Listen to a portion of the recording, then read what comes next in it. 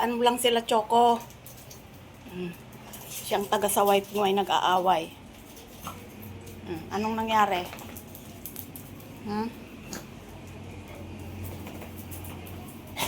Ba't kayo nag-aaway? Tulasan kayo dyan, ha? Mamaya iihi na naman kayo dito. Nagawa niyong himala dyan, nag-aaway-aaway kayo. Ano yan? Exercise ng katawan?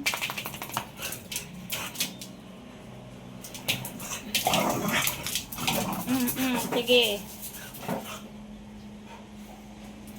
Magagaling kayo?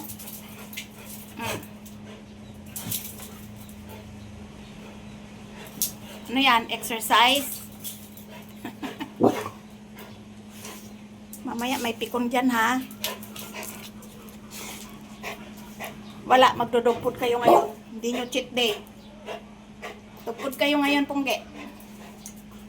Shampoo nyo yan, katatapos nyo maligo. Mamaya, kain kayo. Ito pagkain nyo. Hindi kayo magti-table food ngayon, hindi nyo cheat day ngayon eh. Diba? Hindi nyo naman cheat day ngayon, kaya dog food kayo oh. Ando na yung, naubusan na tayo ng dog food, kaya ando na sa may pintuan, bubuksan nyo na lang. May nabuti, may natira pang isa. Kapag isa na lang, anong ginagawa ni ate? Order na agad. Diba? Anong sasabihin nyo kay ate pagising? Thank you. Tanghalit na tayong nakapagkape. Nakalimutan kong may kape pala ako. Ayan. Ngayon ko lang nainom. Ang aking favorite mug na kasing laki ng Arenola. Diba? Kape tayo, guys. So, anong kwentuhan natin, mga dagols? Anong pagkukwentuhan natin? Itim, punggingging, haba, clover. Ayun si Choco, walang pake. Diba? Si Choco, walang pake kahit na may kumakain dito. Pero itong mga to, alis to yan. Alis to yan, basta may kumakain dito sa mesa. Talaga naman, alert na alert, oh. Ba't nagluluha yung mata mo itim? So, ayun guys. Ang pagkakaroon ng aso ay may advantage at disadvantage din. Kasi, yun nga, pag may mga holidays, bakasyon, hindi kami makapagbakasyon kasi walang maiiwan sa aso. Diba? So, ang advantage naman, pag may aso, hindi ka basta-basta mapapasok ng magnanakaw. Diba? Kasi, kami dito nung wala kaming aso, muntik na kaming mapasok ng magnanakaw.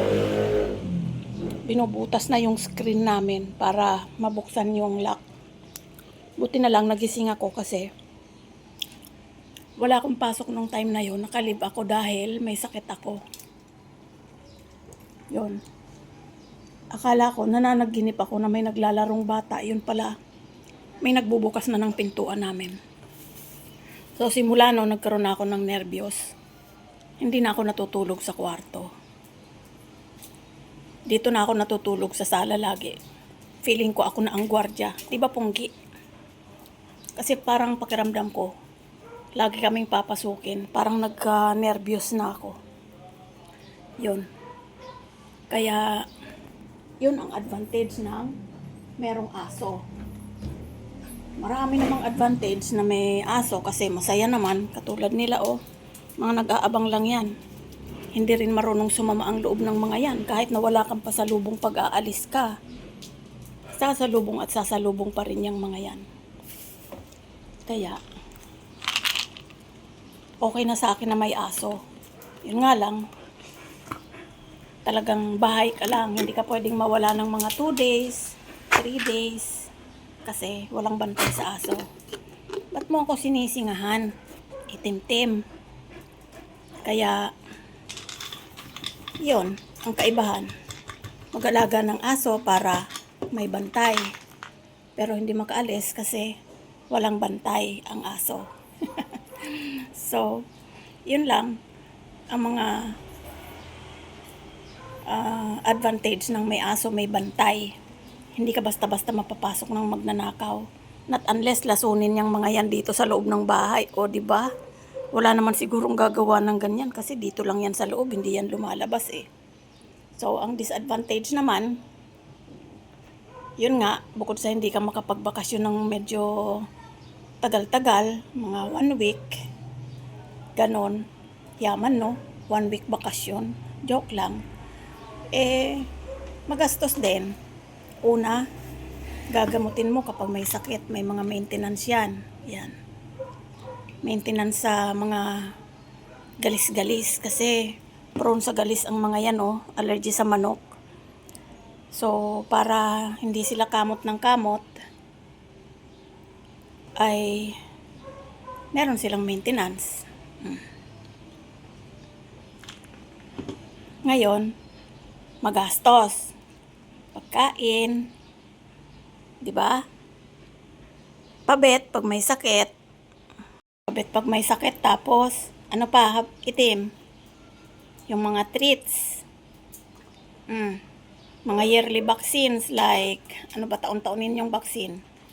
Yung anti-rabies, purga, saka yung, ano pa, yung panggarapatan nyo, di ba every, ano yon monthly, yung next guard.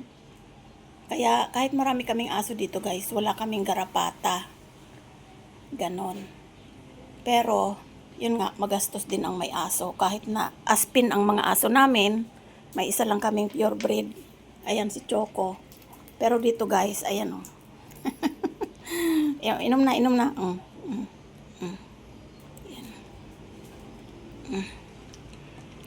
Ano nila yan guys, maintenance para hindi sila mga tinga mga kati kasi pag nakakakain sila ng manok, kinakati sila. Ayan. Nag-umpisa yan kay haba. Yun, na-distract na ako. Kaya yun. Na-distract na si mama. Inom na. Kainin mo na yan. Yun nga.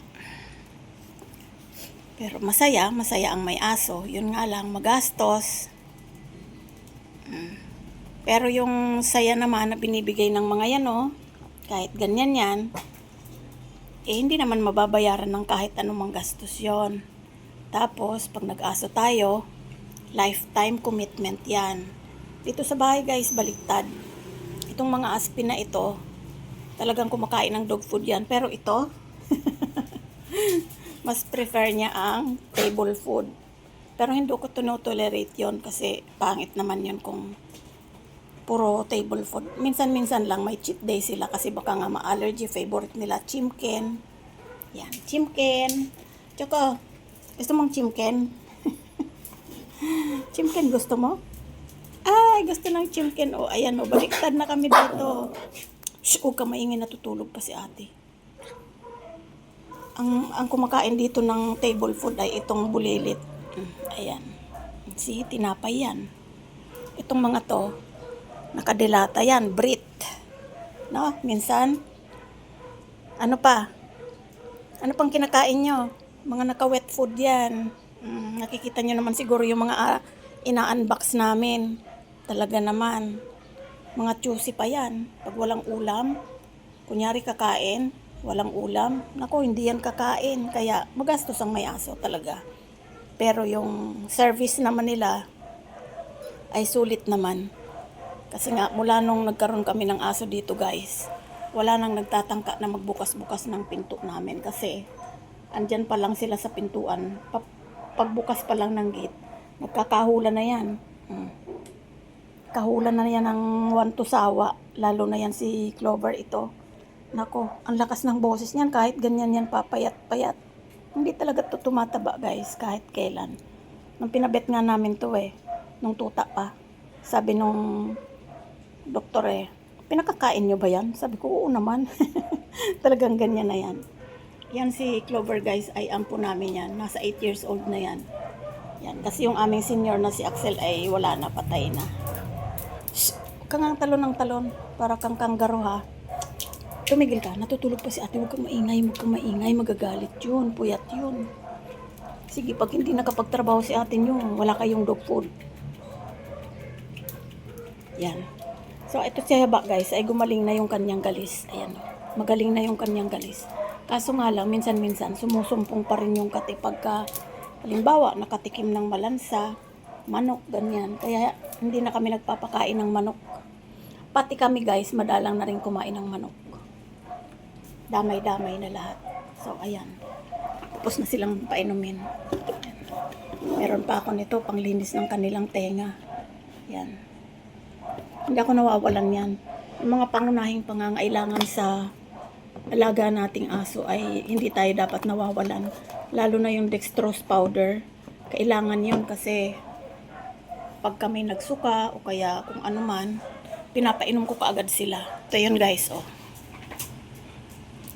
Kapag may nagsuka sa kanila, sa start pa lang ng pagsusuka nila, pinapainom ko na sila nito. Lagi kaming may stock nito. Ito puno pa to, bago pa to. Kaso walang lalagyan. Yan. Meron pang isang klase ito. Kabibili lang ng anak ko. Yan. Dextrose powder. Hindi kami nawawalan nito kasi lalo na ngayon, summer. Minsan, may nagsusuka-suka dyan. Yung parang sinisikmura din kasi sila guys. Yung manilaw ang suka nila. Parang sinisikmura din sila. So, pagkasuka, yung inumin nilang tubig, lalagyan ko na kaagad nito. O, diba? Magastos talaga ang may aso, diba? Yun ang disadvantage kapag may aso. Isa yun sa mga disadvantage kasi bukod sa magastos, ay nakakapagod. Nakakapagod maglinis ng pupo, ng wiwi. Kahit na ba naman may designated area sila ng ihian, may mga sumpong din yan. Minsan-minsan iihi pa yan dyan. So, yun ang mga disadvantage. Nakakapagod, magastos. Pero yung service naman nila ay sulit naman guys. Kasi, yun nga, hindi ka basta-basta mapapasok ng magnanakaw, lalo na pag hindi nila kilala. Ako, pagbukas pa lang ng gate, amoy na nila yan. Kakahul na yan. Di ba? Di ba, Berber? Nga lang, ang problema, pagkakilala mo, kahul ng kahul ang ingay, hindi kayo magkarinigan. Nakakagigil kayo. O, ayan, alis na kayo dyan kasi nakainom na kayo ng ano nyo, gamot nyo. So, ayun lang guys, ang share ko ngayon, kwentuhan, disadvantage at advantage ng pagkakaroon ng aso. Sa susunod ulit, pag-usapan ulit natin kasi maraming mga bagay-bagay kung bakit minsan kailangan natin ng aso, pero kung wala tayong hilig sa aso, wag na tayong mag-aso. Diba, Bangbang? Babay ka na. Babay na. Ay, susumikap pa. Babay na. Babay na.